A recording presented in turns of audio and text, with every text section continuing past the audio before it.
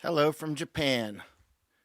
I've got my dress poncho on today because I've got the window open because it's very chilly and nice, very beautiful air. So uh, if you hear loud sounds like birds or the wind blowing hard, it's like a door slamming. It's going. I love it.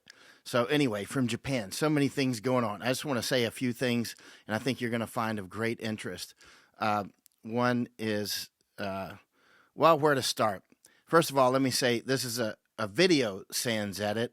You know, I don't have a big crew here. I don't have a crew at all, actually.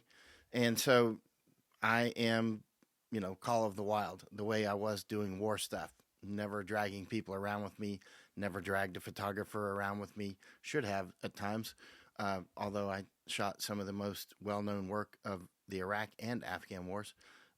But anyway, at the end of the day, I started the sans edit work in about 2005 or so.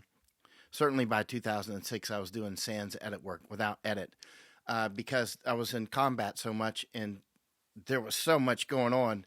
There was just no time to send things around and edit and send back. And I was like, by the time something could go back to an editor and come back to me, hey, hello, I've been in four more firefights and everything.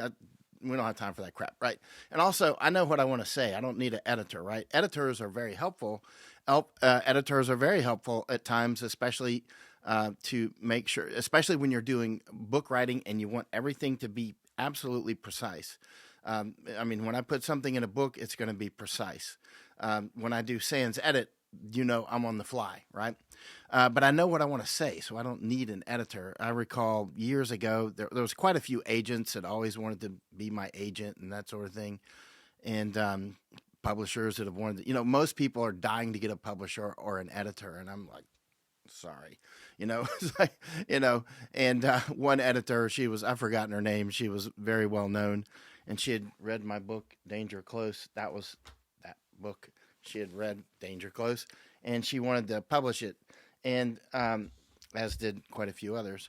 And they always wanted to edit, and I remember I was like, okay, I'm interested in publishing it, but I'm not interested in editing other than maybe if I got some commas wrong or something. Obviously, we'll clean that up. But I don't want to like throw stuff out, and they don't want to be editors. They want to be writers with your name in your face, right? That's what they really want to be. They want to be in control of the messaging often, and they work for somebody else who works for somebody else. So the sans edit is a way of, if you're going to be, and you'll hear, by the way, journalists often will say, if people don't like my story, then I'll say I got a bad edit. You'll hear there's journalists watching this that'll know exactly what I'm talking about. They'll just say I got a bad edit, and I'm like, well, I can't say that because I'm taking responsibility for everything. Every word is mine, and so that's just the way it goes.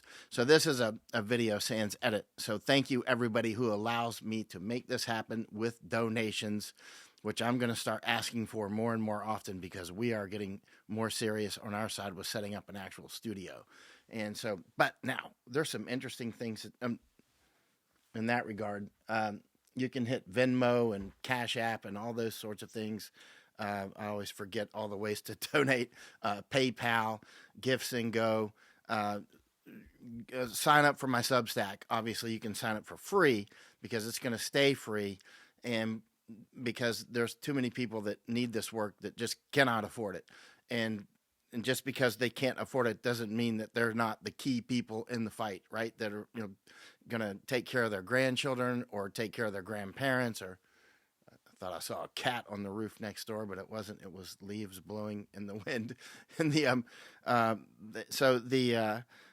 the end of the day, thank you for supporting. Now, several things to talk about. One is the prime minister here in Japan. Another is President Trump. And another is President Grant. And where to start? I think let's start with I want to start with President Grant because I actually like him. And President Grant, and he was a hardcore American soldier. He was a general, he was a lieutenant, and worked his way up. He was down in Panama. He was everywhere. He fought in the Mexican-American War. Very interesting man. Super interesting. And he had a moral fiber. like Jerry Spence, the attorney that I've told you I've read 12 of his books. Well, General Grant and Jerry Spence, they both have that very strong moral fiber. They remind me of my grandfather Eason and my grandmother Eason. Just super, like, quiet moral fiber. I just, kind of resonate with. And Grant, so he traveled after he was a general, he became president, and then he was president again. He actually went after the Ku Klux Klan, sent the army for him, and did all kinds of stuff. And so, but then after he was president, he traveled the world, and he traveled the world to he went all over Europe. He didn't go to Ireland. I think he didn't feel welcome in Ireland. I think they were threatening to kill him or something along those lines. But he went all over Europe. He went to France. He talked about communists in 1878-ish. And I mean, using the word communist, I mean, communism was, it was coming up. And, he was warning about him. One thing that's great about President Grant, in addition to having just a very serious soldier, and he talked about, and when he speaks and when he writes like a soldier, very clear, very unambiguous. Like, I don't have to wonder, what was he saying? What was he trying to say? Well, he said it in such clear words. How can you not understand it? Soldier talk. And just that clear moral fiber, willing to go to battle, hardcore. But at the same time, like, hey, war's over, let's be done with it. And so he traveled around after being president, and he went all over Europe. He was warning about communists. And again, one of the things I really respect about Grant is, what year is this? 2025. He was writing these things in 1878, 79. I've got 32 books of his letters, right? This is book volume 29. You've heard me talk about sometimes, because volume 29's got Siam and Japan in here a lot. And so I've got volume 29 out today. I've got all 32 of them, actually. It's fascinating stuff. But one of the great things about General Grant, or then President Grant and now ex-President Grant, is I live in his future. We live in his future. We know if he got it right or not. He was getting it right. I mean, because we're living way in his future. My grandparents weren't born yet when he died. And when I look at the things that he wrote, he's dead on. Like, he's warning about debt traps. He's warning about the drugs. He's warning about Luchu Islands, which is Okinawa, which is a big point of contention right now with China. He's warning about it crystal clear right here, right? And he's just got that moral fiber that resonates with people, like Jerry Spence did, like my grandfather was specifically known for, and my grandmother as well, although she wasn't as known for it as much, because she was not, she was not running around town so much. Not that my grandfather was running around town. He worked at a milk company. I mean, he didn't go to bars or anything like that. But General Grant, so here it is on page 184, and he's talking about Japan. And this is going to be important, because we're going to get to Japan and what this crazy prime minister, she's another Trojan horse, and what she's talking about with her hair today and all kinds of other things, and then some stuff with Trump. We'll get to that. But let's talk about a real president here, a real general, a real military man. So this is a letter from ex-President Grant to another general, Adam Badeau, and he says, "My dear General," I'll just skip the first paragraph, but this is 1879, July 16th. July 16th, 1879. He's writing it from General Grant, former President Grant, is writing this letter from Tokyo to General Adam Badeau in the United States.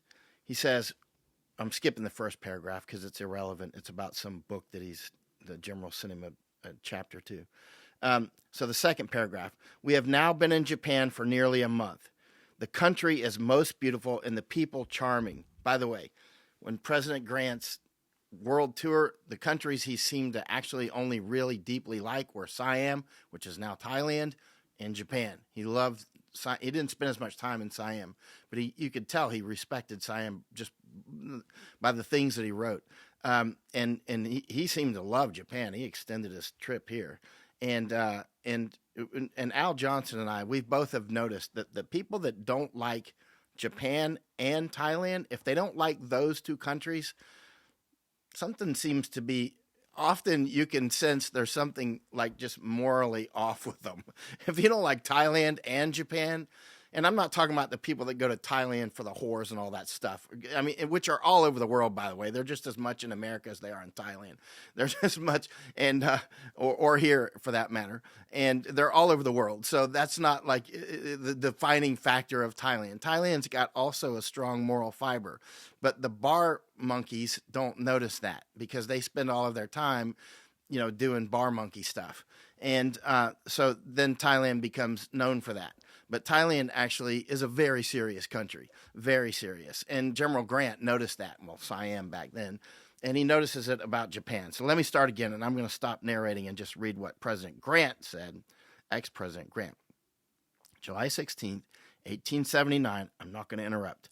We have now been in Japan for nearly a month. The country is most beautiful and the people charming. There is nothing they are prouder of than their institutions of learning, from their common schools up the highest college. Sorry, it's hard for me to read this. Up to the highest college, including the military of naval schools. There is no country where the arrangements are more complete for giving every child, male and female, a fair, common education than in Japan.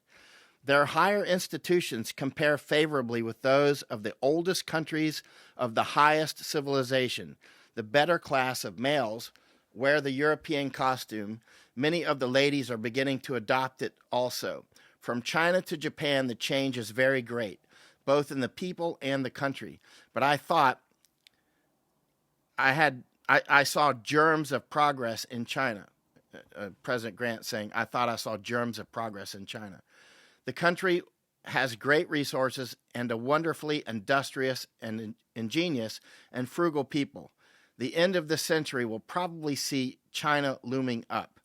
Tomorrow, we go to the interior of Japan for a week or two.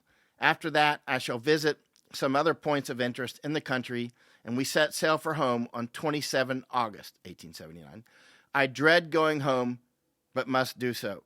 That's ex-President Grant saying, I dread going home to the United States, but I must do so. He said, remember, Miss Grant, and I also... And I to Mr. Anyway, so he's basically saying some personal notes. I mean, he loved Japan. He respected it greatly, and he goes on and on and on, page after page after page. And these are letters back to the United States. But he's also, listen, let me read this other thing that President Grant said about Siam. Oh, let me go to this other page here. Siam, here we go.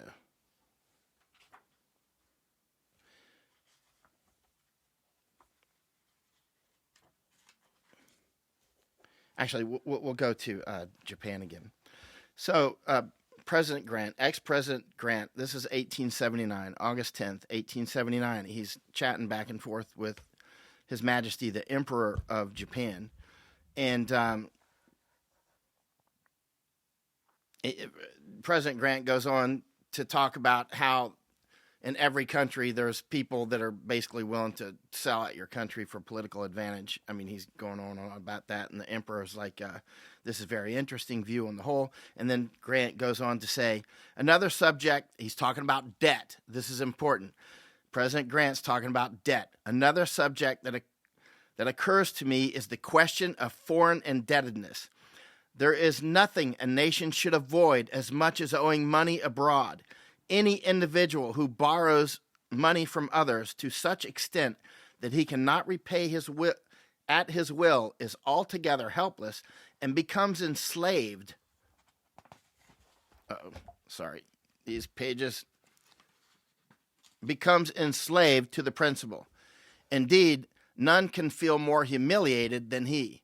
Being so in the case of any individual, it is far more so in the case of a nation. And, it humiliates a nation more than an individual to be enslaved. And yet, countries around the world in 2025. So, being so in the case of any individual, it is far more so in the case of any nation. Look at Egypt, Spain or Turkey. How helpless they are. Spain used to be like the richest country on earth. they went through their own hand, put themselves into that position, just like the United States has been doing. And we did many of the same mechanisms now to get ourselves into this position that Spain did. Spain was the empire. I mean, the Portuguese were the original gangsters on global empire, but then Spain, took over and, was bigger, let's say, and they had all that gold and silver, and they started outsourcing their manufacturing ships and whatnot by Spain. Next thing you know, people are buying their farms. So he said, ex-President Grant says, look at Egypt, Spain, or Turkey, how helpless they are. National resources are all hypothecated to such an extent as they have now nothing that they may call absolutely their own. Now, keep in mind, when Commodore Perry was coming to Japan in 1853 and 1854, he was mapping this place out for hypothecation. I got the maps right here. I mean, that was our Navy came here, detailed maps, and it was all about where the gold is, the timber, the rice. It wasn't even about where the people are at. It's where the resources are. It's about hypothecation. I mean, it was game on. And this was an old game by 1853. Anyway, this is 1879. So national resources are all hypothecated to such an extent as they have now nothing that they may call absolutely their own. Those countries don't own their own selves anymore. In Egypt, the Khedive is forced to abdicate. See in Spain the extravagant rate of internal taxes of all sorts as the necessary result of superfluous foreign loans. There, the corruption among the revenue officials of all grades are fast ruining the nation, a nation of great capacity and resources. I am glad to learn that the foreign loan of Japan is not so large. At any time, it might be paid off if the holders of their bonds should receive the money before they are due. The sooner it is paid back, the better. It will be better for Japan. Japan, if possible, ought never to borrow any more from a foreign nation. There it is. I mean, see, the moral fiber, he's warning Japan. Instead of helping Japan suck them into a debt trap, he's like, get back from that cheese. Because he knows the emperor, as wise as he is, can fall for it too. And so there the corruption, and of course, keep in mind, Grant had a more global perspective because he had been traveling around the world a lot more than the Emperor of Japan. So the Emperor of Japan could benefit from that council. So there, the corruption among revenue officials of all grades are fast ruining the nation, a nation of great capacity and resources. I am glad to learn that the foreign loan of Japan is not so large. At any time, it might be paid off if the holders of her bonds would receive the money before they are due. The sooner it is paid back, the better it will be for Japan. Japan, if possible, ought never to borrow any more from foreign nation. You are doubtless aware that some nations are very desirous to loan money to weaker nations, whereby they might establish their supremacy and exercise undue influence over them, APAC. They lend money to gain political power, APAC.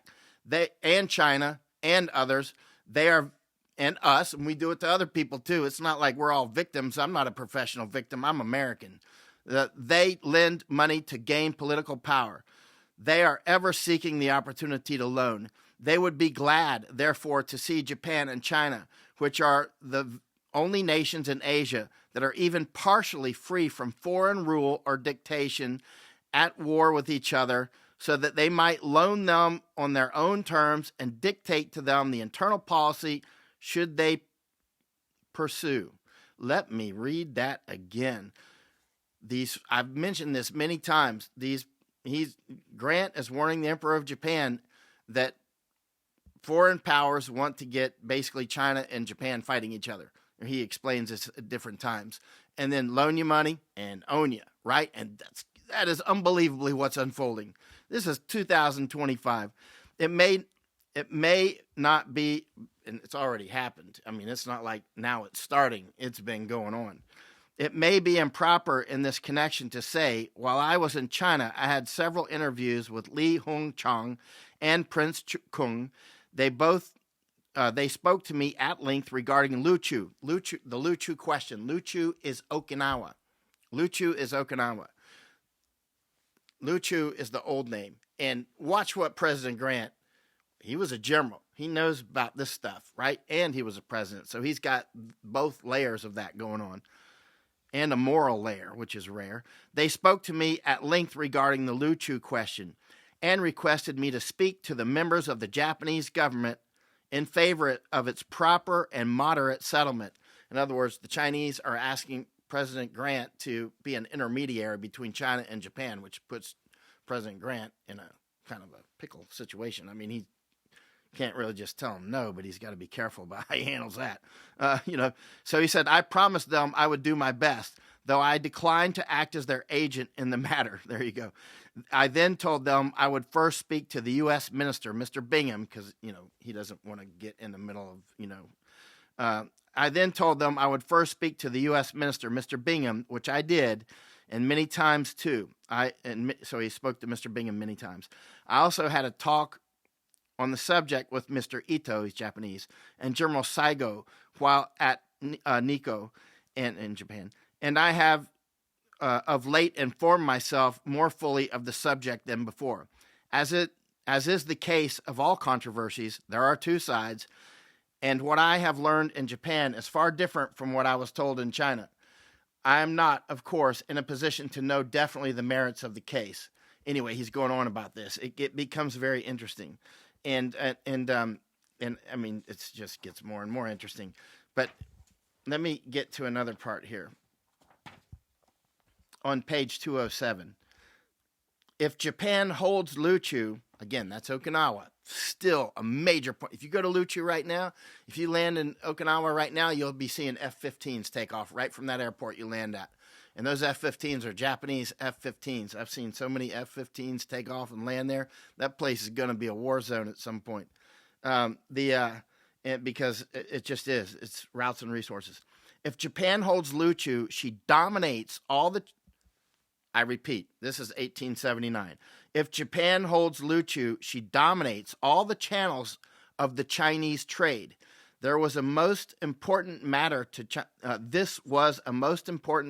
China. This point evidently had not occurred to the Japanese ministers, and it was explained with some minuteness.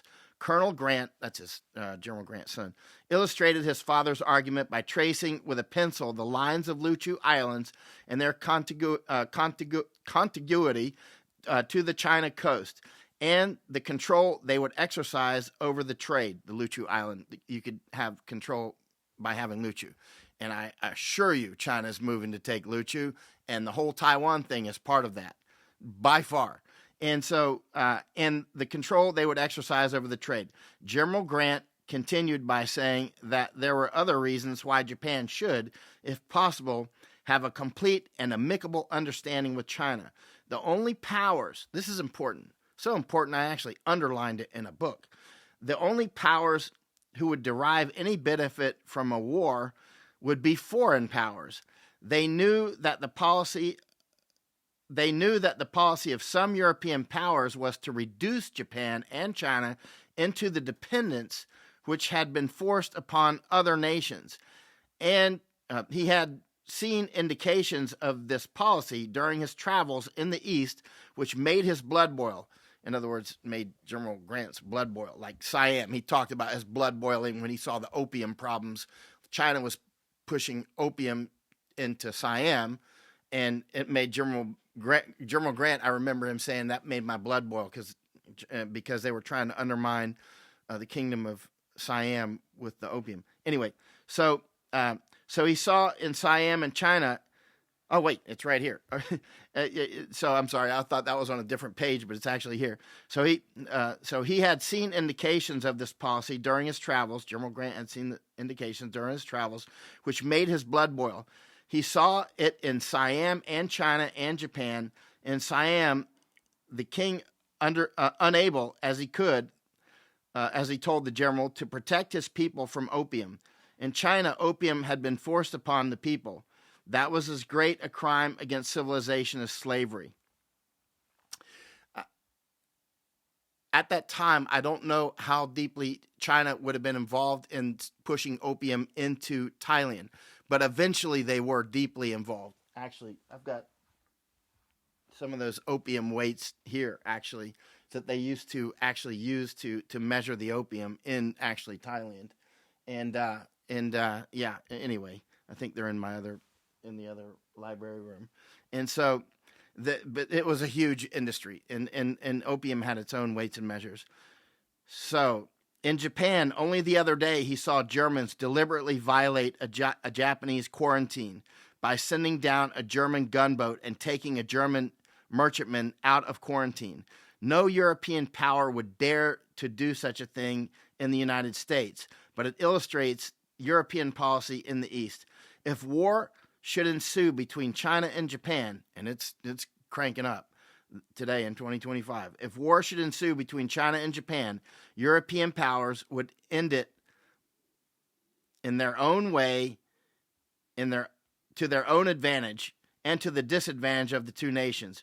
Your weakness and your quarrels are their opportunity. He goes on and on about this, but now it's Europe has actually seen its better days, and Europe is in decline, rapid decline. So in any case, you see the same players, the same, by the way, opium, or let's say drugs, many types of drugs, opium has been a form of money among countries for years. There are countries that keep stockpiles of opium, just like people keep stockpiles of gold or silver. I mean, because it is actually not a currency like fiat. It's a very valuable. And I wrote about this many times when I was in the Afghan war. Anyway, at the end of the day, opium actually has been a form, intoxicants in general, but opium specifically has been and remains a form of money. It's actually a form of money. It's more money than, say, grain is. And I should be careful with that. It depends on the circumstance, or cattle or oil. I mean, it depends on the circumstance. In some circumstance, because the value density is quite, this much opium is worth a lot of money. This much grain, not worth that much. That much oil, not worth that much either. So anyway, now let's get down to Trump. Trump, as you can see, talked about on his Truth Social about upping American, the ability to mortgage homes from 30 years to, and that was Roosevelt, like the bad Roosevelt, one of the worst Americans ever, who brought us to the 30-year. And now we've got Trump bragging about 50-year. And of course, his cult will go, yay, 50 years of you'll own nothing. And I'm not sure how happy you'll be, because especially if you took the jab. So now you see Trump was just over here in Japan, and he was over in Thailand, Siam. He was over in Malaysia as well, in Korea. And let me read this letter on Twitter today. Masako sent it to me. She's up in Tokyo at meetings, very interesting meetings. So Masako sent this from the Prime Minister of Japan. I will read this. I think you will be astounded. From the day I was inaugurated as president of the Liberal Democratic Party, which is sort of like their, Republican Party, Democrat Party, throw something up in the air. It's one of those parties. I've been in their offices quite a few times. But anyway, from the day I was inaugurated as the president of the Liberal Democratic Party, I can only ride in the president's car. And from the day I was appointed prime minister, only in the prime minister's car. So I can no longer use my own vehicle. So she's saying she can't use her own vehicle. When leaving the residence, it causes trouble for the drivers and security officers. So on weekends, without official events, I make it a point to work in my private room or the meeting room within the residence. My current worry is that I can't go to the hair salon. This is the Prime Minister of Japan. Her current worry is she can't go to the hair salon at night or on the weekends. So I end up cutting my hair myself for the length that's grown, only to fail and get laughed at by my husband. Shall I repeat? Actually, you can see this down below. It's the translation of her, and the original in Japanese is below. My current worry is that I can't go to the hair salon at night or on weekends, so I end up cutting my hair myself for the length that's grown, only to fail and get laughed at by my husband. Okay. I've always done my hair coloring myself, but being clumsy, the color ends up patchy. So I've resolved to somehow make it to the salon on a day this year when there are no parliamentary responses. This weekend, for the first time in a while, I don't step out of the residence at all and will focus on catching up on household chores and preparing for the budget committee. I want to recharge my energy and physical strength to face next week's continuing parliamentary week in top form. Now that we've passed the start of winter, the temperatures have dropped, haven't they? Yes, they have. I'm concerned about the sharp rise in influenza cases. I'm not. I sincerely hope that everyone will prevent infections in advance through vaccinations and frequent hand washing and stay healthy. There you go. Her closing sentence. I sincerely hope that everyone will prevent infections in advance through vaccinations and frequent hand washing and stay healthy. She was an intense jab pusher during what already has happened, and she's prepared to do lockdowns for the next one. She is completely in that ecosystem. She's an obvious Trojan horse. There's no question about it. And in any case, and she was jab injured, by the way. She was actually jab injured. And so that is down below. Now, there is a response to that from Karaguchi. He actually follows me on Twitter. I see I've been in his office. Prime Minister Takaichi, I truly appreciate your tireless efforts in handling the daily duties of the Prime Minister's office. And anyway, he says, I hope you're doing well. I think it would be a good idea to have a hairdresser come to you. I mean, this is a public discussion in Japan. Rheumatoid arthritis. Now, he's not saying this. She's jab injured. I don't know if it's from that. Rheumatoid arthritis must be an incredibly painful condition. And to hear that you're also suffering from foreign substances mixed into the novel coronavirus vaccine. He said it. By publicly disclosing your own health condition and facing illness, quote unquote, in this way, I believe it serves as encouragement for others enduring similar hardships. When I publicly announced my own rare disease, which he told me about in his office one day, when I publicly announced my own rare disease with the kind introduction from Katsuyuki Kawai, a sixth-generation alumnus of Matsushita Institute of Government and Management, I received a message of encouragement from then Prime Minister Shinzo Abe, similar to the one attached. And he puts that. So, Shinzo Abe. Now, keep in mind, Shinzo Abe was the president of the LDP party, too, the Liberal Democratic Party, which the new prime minister is also the president of. In like Japan and Thailand, you know, parliamentary system, when you're the president of that party, then they will, you know, they're the ones who nominate who the prime minister. Their system's different than ours, anyway. So, and I've been to the LDP when quite a few times when Shinzo Abe was prime minister. I sat at his desk. Actually, he wasn't there, but I was in his office. But anyway, so I mean, I've met some of these people over the years, and it's been quite interesting. But what I'm getting to is she is a puppet, and people are concerned because we know something else is coming. They're doing Ebola research downtown Tokyo and Nagasaki. Why? Why Ebola research in Japan? This is not a Japanese issue or what? Okay. I mean, there's something clearly going on. And now, that's about it. I wanted to mention one other thing, and then I'm going to close off. You know, that when it comes to, you know, this debt slavery, and look at what Trump's pushing, and you know, in Japan, this is a very rich country filled with poor people. I mean, this is a very rich country filled with poor people. You wouldn't believe it. You would think that everybody in Japan is just swimming in everything, but a lot of them live in cabinets that are like submarines, basically. And it's the same in many places in Europe, like Germany, Netherlands. It's the same in Hong Kong. It's the same in many, many places. And it's not, when you dig under the surface, there is this whole system has been designed to keep people taxed and enslaved.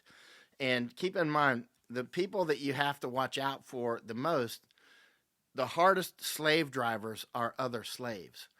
Other slaves are by far the hardest slave drivers. Slaves and narcissists and sycophants are the ones who are being installed in high places in government in the West and in countries like Japan. Because, and keep in mind, slaves come in different forms. There are physical slaves that aren't slaves in their mind, or maybe they are slaves in their mind. But just because you're a physical slave held at gunpoint or chains or whatever doesn't mean you're a slave in your mind. If you can cut that chain, you'll be gone. So you're not actually a slave, but you're physically a slave. But most people are not actually physical slaves, but they're mental slaves. That's what cults do. Cults create slavery, right? They create mental cages. That's what cults do. And there's another type of cult, the type that President Grant talks about in 1879. He talks about it clearly, that intoxicants are akin to slavery. He talks about it here. And so many people talk about it in that time frame. The young dope heads that are out there saying, it's about my freedom, man. I want to be able to smoke my dope like this little bong head that we bought in Thailand, and this one in Kyoto, Japan. Look, little kids' toys, bongs. You can't make up this stuff, because there's another form of slavery, and it's addiction. Addiction takes people out of their executive function, of their brain. So then they're easy to, manipulate in any way you want. Remember, during the lockdowns, you could go get all the liquor you wanted, but you could not go to church. You couldn't go to the gym. You couldn't do things that would make you stronger. You couldn't do anything that made you stronger. Everything that they wanted you to do was watch TV, watch CNN, watch BBC, watch whatever, and do what you're told, slave. Do what you're told, because this is mental slavery. And remember, the biggest slave drivers are slaves. Those are the ones that will shovel people into the ovens. Those are the people that will put people into the camps, are other slaves. And many of those are cowards. You have to stay away from cowards. All cowards are natural traitors. There is no exception to that. Cowards are natural traitors. So it's important that we increase our own courage, because there's a scale of courage. It's not like you're a coward or you're a hero. There's some scale, right? And there's some things you can be very courageous about and others quite cowardly about. So it depends. It's very nuanced, but work on our own courage and distance ourselves from cowards, because we're going to end up in some serious times ahead. She's been installed in Japan, just like Trump was installed in the United States. They're just parts of a larger system that was designed. Look, President Grant was talking about way back then. It's not like old Trumpy boy came up and thought this stuff up. This stuff was all going on before any of our great-grandparents were born. Long before Grant's grandparents were born. This was going on back before the Romans, right? It was way back then. This kind of stuff is in the Bible, right? Right here, right? The Bible. Keep it up high. The Bible. It's like, if it's in the Bible, it was already old knowledge, right? It's not like somebody just thought it up one day and said, hey, I should write this down. No, they had already lived through this over and over and over, to the point where, like, hey, this is a pattern. This is something I need to address. It's a very important pattern, right? And that's why the Bible is basically a survival manual. That's the way I look at it. It's a survival manual.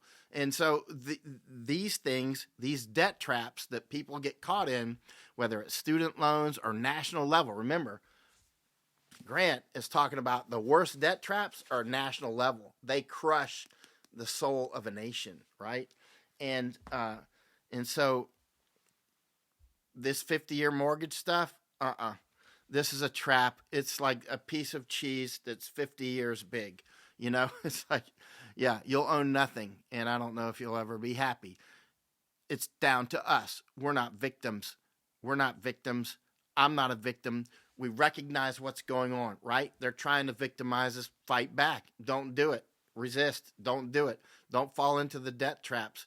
Get out of the loans. And remember, when you go into debt as an investment, that's one thing. If you're investing, like you're going into debt to, I don't know, start some business, that's one thing because you're trying to, that's a separate issue. But if you're going into a debt because you want to go on vacation, or you want to hang out with your friends, or you want to get a better car than you can afford, then the treason you're doing is to yourself. You're actually enslaving yourself. You're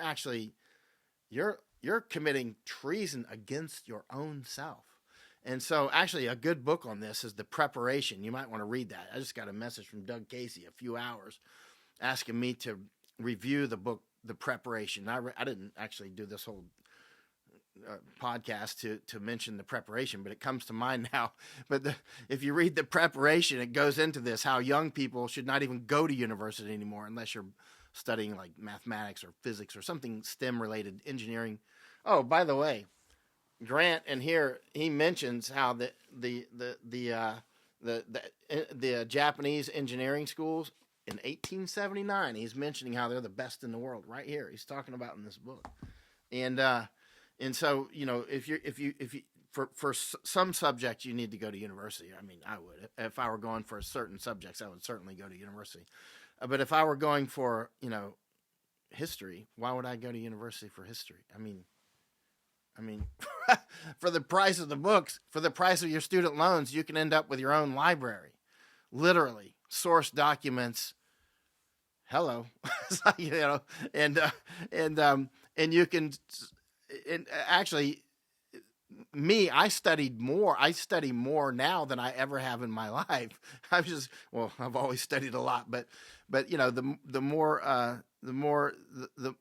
opportunity you have to study, like now I've had years to build my own library, then it's custom made for the things I study. It's like my own spaceship. So but in any case, debt traps, be careful. And it's very important. I know the people that watch my channel don't generally need to be told about that, because there's people that are they could teach me a thing or two. But there are other people, there are young people that watch too, and the grandchildren need to be taught. It's better don't enslave yourself with debt.